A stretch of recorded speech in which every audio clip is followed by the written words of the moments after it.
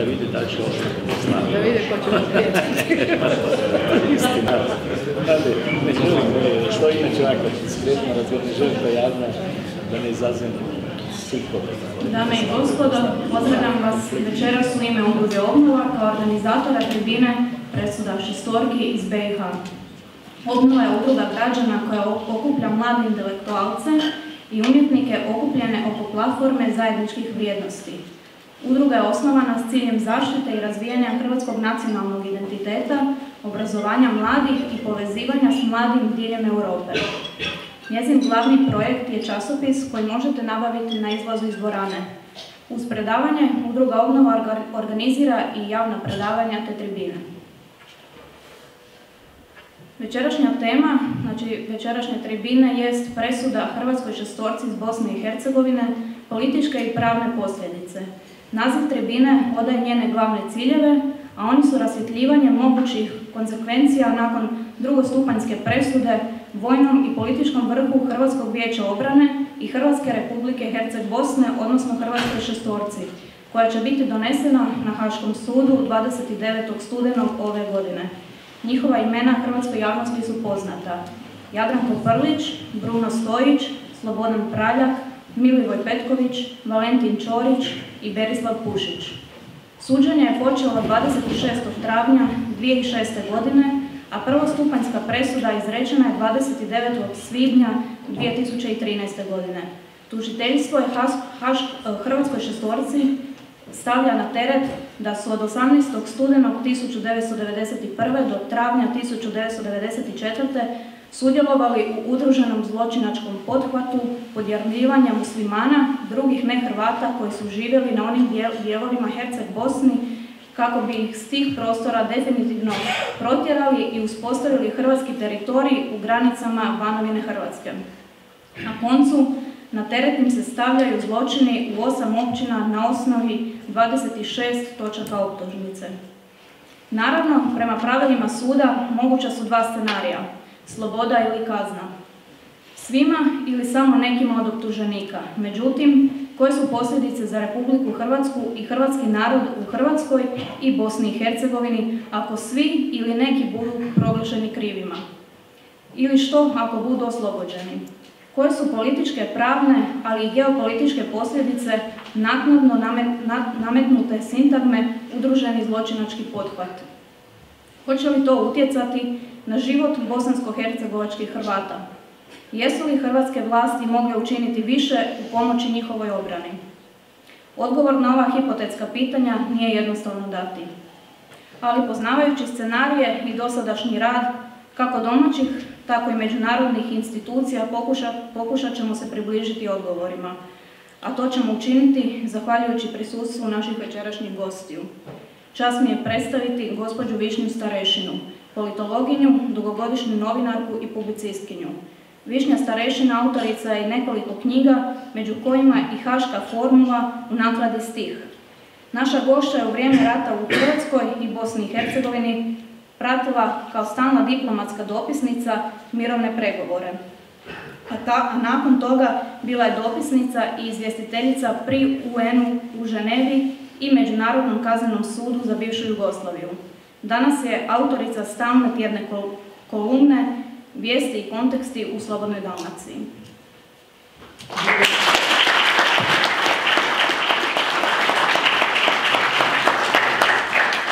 Dobro večer svima. General Josip Lucić, zapovjednik legendarne prve gardijske brigade Tigrovi i bivši glavni inspektor obrane te pomoćnik ministra obrane Gojka Šuška. Gospodin Lucić obnašao je dužnost zapovjednika Hrvatskog vojnog učilišta Petar Zrinski i od 2003. do 2011. načelnik je glavnog stožera Oružanih snaga Republike Hrvatske.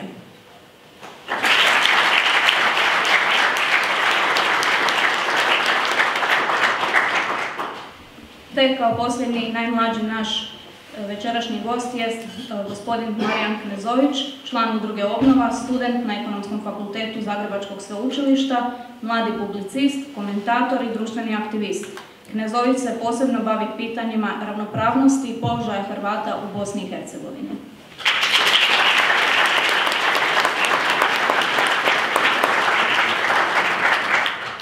sada bih prepustila riječ našem večerašnjem prvom govorniku, gospodinu Luciću.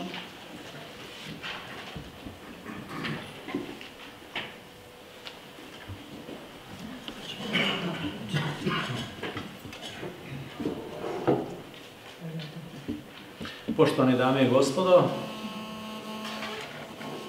drago mi je što sam dobio priliku danas ovdje govoriti pred vama. Zahvaljujem se Marku Paradžiću koji me je pozvao pred ovako simpatičnu mladu publiku, izrazito mlade ljude, mlade žene i muškarce, koji su u najvećoj mjeri bili djeca ili su rođeni poslije Domovinskog rata i veoma je vrijedno da saznaju određene istine o tome što se događalo, pa i o tome što se danas događa, a prvenstveno što se događa u Bosni i Hercegovini i što je vezano na presude haških sudova, pa i ovu posljednju koju očekujemo vezana je za tu tešku optužnicu u zločinačkom poduhvatu.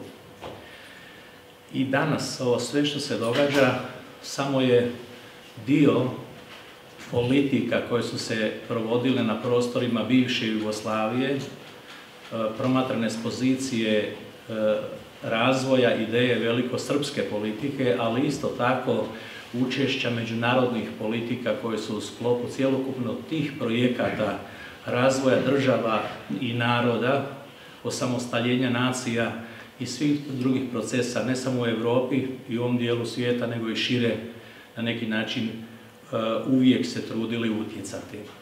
Tako da, kada promatramo danas Bosnu i Hercegovinu, moramo se vratiti u razdoblje do 1990. godine, gdje većina vas još tada uopće nije bila rođena, i kratko se sjetiti naše mladosti, kada smo mi bili mladi i kako je tada bilo živjeti u toj zajednici jugoslavenskih naroda koja se zvala Jugoslavija, koju ja danas apsolutno smatram neprirodnom jednom cjelinom i koja se zbog toga što je bila neprirodna u mnogim svojim elementima i morala raspasti u događanjima 1990. godine.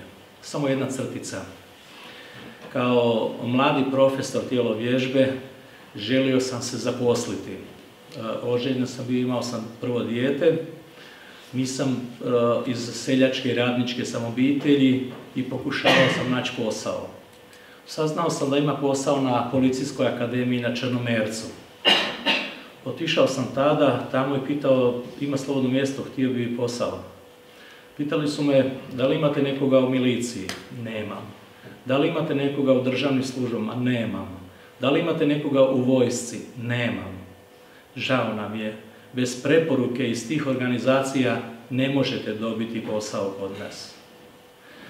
Nakon toga bavio sam se, kao dječak sam se počeo baviti judom. Sa 14 godina general Markač i ja smo trenirali od djetinjstva u istom judo klubu i saznao sam kako na Policijskoj akademiji ima posao za profesora tjelovježbe. Otišao sam tada tamo i ovi su mu rekli, sve u redu, ispunite upitnik. Ja sam sjeo i ispunjavao sam upitnik, jedan grozan upitnik u kojem ste morali nabrojiti sve svoje članove uže i šire obitelji bez obzira gdje su u svijetu. Kako bih ja znao nabrojiti sve članove kada mi je više od pola moje obitelji bilo u Americi, Australiji, Kanadi, mnogi su se rodili tamo i sada ja to panično ispunjavam, moram navesti vrijeme odlaska iz Jugoslavije, razlog odlaska iz Jugoslavije, gdje žive, kad su rođeni, moram biti iskren, većinu tih podataka čak sam ja i pogubio jer smo bili odvojene, jer su familije bile preko 30 i više godina i puno toga se izgubilo. Uglavnom, na kraju, kad sam ja namučen se ispunio taj upitnik do kraja, čarobno pitanje je na kraju bilo da li je u vašoj obitelji, pazite, 1985. godine, 30 godina nakon Drugog svjetskog rata. Ja sam do tada se bavio sportom, putovao sam svagdje, život mi je bio lijep kao studentu, snalazio sam se dobro. Čarobno pitanje je, da li je u vašoj obitelji bilo pripadnika neprijateljske vojske? Koja je to neprijateljska vojska probajte procijeniti tko je pripadnik neprijateljske vojske u Jugoslaviji. Sad ja sam iz jednog malog sela, ja rekao, ovi samo dignu telefon i odmah će saznat da je netko iz moje obitelji bio u takozvanoj neprijateljskoj vojsci jugoslavenske države. Ja rekao, ja ću biti iskren pa ću ja zaokružiti da je u mojoj obitelji bilo pripadnika neprijateljske vojske. Ja zaokružim da je u mojoj obitelji bilo pripadnika neprijateljske vojske, jer smatram da je rat završio prije 30 godina. Ja sam se rodio poslije rata, moj otac nije bio u Drugom svjetskom ratu, bio je dječak. Kakve veze ja imam sa vojskama Drugog svjetskog rata? Inače sam bio odličan student i demonstrator do tada na Fakultetu fizičke kulture. U petak sam zaokružio da je u mojoj obitelji bilo pripadnika takozvanih neprijateljskih vojski. U ponedjeljak sam došao na fakultet, polovina profesora je okrenula glavu od mene, već se na fakultetu znalo što sam u petak zaokružio na Policijskoj akademiji. Normalno nisam dobio posao. Uglavnom, mukotrpno sam se zaposlio na fakultetu jer sam se bavio sportom i imao sam široku potporu sportskih krugova. Na fakultetu je tada bio prvih 15 ljudi, svi su bili srpske nacionalnosti, mogu ih sad pobrojiti po imenima i prezimenima. Nakon toga su bile 2-3 Slovenca, pa su onda bila 2 Židova, pa onda bilo možda nekih drugih, a onda su bili Hrvati, su bili portiri, bravari, čistačice i tako dalje. To sam ja tijekom svojih 5 godina tada prepoznao na fakultetu. Takav vam je bio otprilike odnos prema meni, koji nisam bio niti u jednoj, nisam bio u politici, nisam se bavio politikom, samo sam želio raditi u toj bivšoj državi, da bih mogao osigurati svoju obitelj. Tako je to vrijeme bilo prema Hrvatima u bivšoj državi. 90. godine sam se uključio u specijalne postrojbe. Iz kojeg razloga? Već od 87. godine kada počinje velikosrpski taj agresivni nastup kroz nastupe Slobodana Miloševića, on je već vidljiv. I on doslovno stvara jednu neizvjesnost u područjima, ne Hrvatske, cijele Jugoslavije. Prijeti se. Započinju masovni mitinzi na kojima se okuplja od 10 do 50 tisuća ljudi. Srbija je svagdje gdje je srpski grob, znači na cijelom svijetu je Srbija. Vojska manifestira svoju silu vojnim vježbama. Sustavi se, naglašava se prijetnja prema svima onima koji nisu spremni slijediti na neki način kao tu ideju dominacije srpskog naroda na području bivše Jugoslavije, u stvari ideju stvaranja Velike Srbije. Rasprave nema. Znači, u to vrijeme, tijekom cijeloga postojanja Jugoslavije, kontinuitet ima proces stvaranja Velike Srbije na način gdje se u policiji apsolutno je bio nesrazmjeran broj pripadnika Hrvatske i drugih nacionalnosti u odnosu na broj Srba, tako da u gradu Zagrebu mislim da je oko 50% bilo populacije u policijskim strukturama srpske nacionalnosti, što nije u skladu sa nacionalnom strukturom grada Zagreba. U vojsci apsolutno dominiraju srpske strukture. Gdje god ste ušli u bilo koju državnu instituciju u gradu Zagrebu, kao Hrvat ste se osjećali pomalo nelagodno, jer vi biste odmah po izričaju čuli da to nije čovjek koji je ovdje rođen i da to nije čovjek koji je, ne znam, iz Slavonije ili Hercegovine, nego da je to čovjek koji je došao od nekuda gdje se pouzdano govorilo nešto drugačijim jezikom od onoga što je naš narodni jezik. I morali ste biti vrlo oprezni u tome vremenu. Svjedočeći svemu tome, 90. godine sam donio odluku i pridružio sam se specijalnim postrojbama MUP-a, tada u vrijeme kada, znači, prije toga sam obilazio skupove na kojima je bivši predsjednik Republike, dr. Franjo Tuđman, kao vodeća politička osoba HDZ-a u tom trenutku držao govore. I ja sam rekao, upisat ću se prvo u HDZ, upisao sam se u HDZ 90. godine i nakon toga u jesen 90. sam se pridružio specijalnim postrojbama MUP-a. To je vrijeme kada se strašan pritisak vrši sa strane armije, sigurnosnih službi, kako ugušiti hrvatsko htjenje za višim stupnjem slobode, a moguće i državnošću. Tako da cijelu zimu 1990. praktično su tada prvi hrvatski redarstvenici i tadašnja politička garnitura pokušava se odhrvati tim nasrtajima svih oblika gdje je jugoslavenska država prvenstveno želeći promicati srpske istine i sve one teze koje oni promiču, možemo reći i danas, želi prestrašiti ne samo hrvatsko stanovništvo, oni žele doslovno cijelu Jugoslaviju prestrašiti i ostvariti svoj cilj. Tu je posebna uloga jugoslavenske armije, koja jeste bila više nacionalna, ali je potrebno shvatiti da ta jugoslavenska armija i najveći broj njezinih kadrova u to vrijeme su svjesni da ako nestane Jugoslavija, onda više nema njihove budućnosti. I tada Milošević i cjelokupna srbijanska politika igra na jugoslavensku armiju, te snažno ostvaruju svoje ciljeve upravo kroz jugoslavensku narodnu armiju.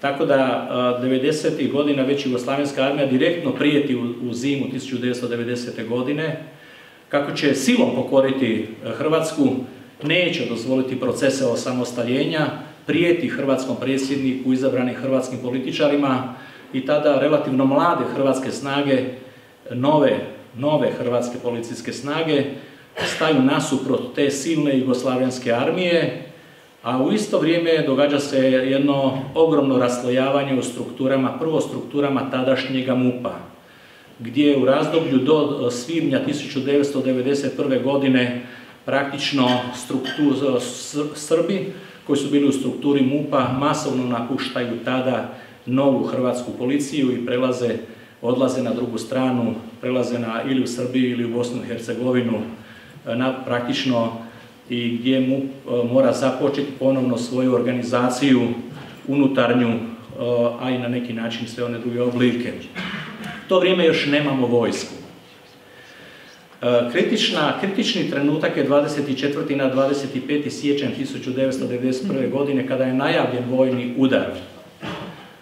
On se nije dogodio samo iz jednog razloga, s obzirom da jugoslavenske vojne strukture su bile svjesne da bi to bilo tragično za njih, jer oni su bili u vojarnama sa tadašnjim rezervistima, tu dileme nema, četnicima koji su nakrcali u vojarne, a samo u Zagrebu preko 20 vojarni, a u prostoru Hrvatske preko 500 vojarni. Međutim, bili su svjesni da im je ovdje imovina, bili su svjesni da su im ovdje obitelji i da bi krvavi rasplet u tom trenutku bio apsolutno nepredvidiv i da bi to bilo strahovito zlo za sve u tome procesu. Ravnoteža straha, njih koji su bili apsolutno moćniji u naoružanju i nas koji smo bili puno manje slabiji, ta ravnoteža straha spriječila je da ne dođe do incidenta. I u to vrijeme se događaju razni pregovori o budućnosti Jugoslavije, razmišlja se i o konfederalnim odnosima.